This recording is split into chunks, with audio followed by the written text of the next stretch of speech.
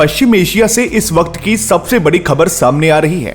Iran के सर्वोच्च नेता अयातुल्ला अली खामेनेई की मौत के बाद पूरे क्षेत्र में तनाव की स्थिति पैदा हो गई है। विशेषज्ञों का मानना है कि खामेनेई की मौत के बावजूद ईरान की नीतियों में बदलाव की संभावना बेहद कम है। भारत के लिए यह स्थिति कूटनीतिक मोर्चे पर कई बड़ी मुश्किलें खड़ी कर सकती है।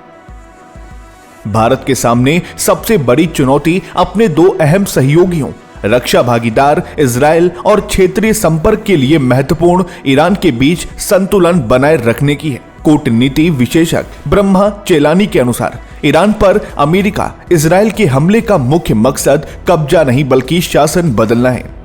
हालांकि खामेनेई ने अपने 3 दशक के शासन में एक ऐसी बहुस्तरीय उत्तराधिकार व्यवस्था बनाई है जिससे शासन में बदलाव की उम्मीद कम है। जेएनयू के एसोसिएट डॉक्टर मुदस्सिर कमर का कहना है कि इन हालात में भारत के सामने सबसे बड़ी चुनौती इजराइल ईरान के बीच कूटनीतिक संतुलन बैठाना होगा। ईरान हमारे लिए सामरिक रूप से बहुत जरूरी है। यदि होर्मुज समुद्री मार्ग बंद होता है तो भारत के व्यापार पर इसका सीधा और प्रतिकूल असर पड़ेगा। पिछले कुछ सालों में अमेरिकी प्रतिबंधों के कारण चाबहार पोर्ट परियोजना पहले ही धीमी पड़ चुकी है। पिछले 6 वर्षों में यहां महज 450 जहाज ही पहुंचे हैं, जिससे द्विपक्षीय कारोबार न्यूनतम स्तर पर आ गया है। इस पूरे घटनाक्रम पर भारत ने बेहद सधी हुई प्रतिक्रिया दी है।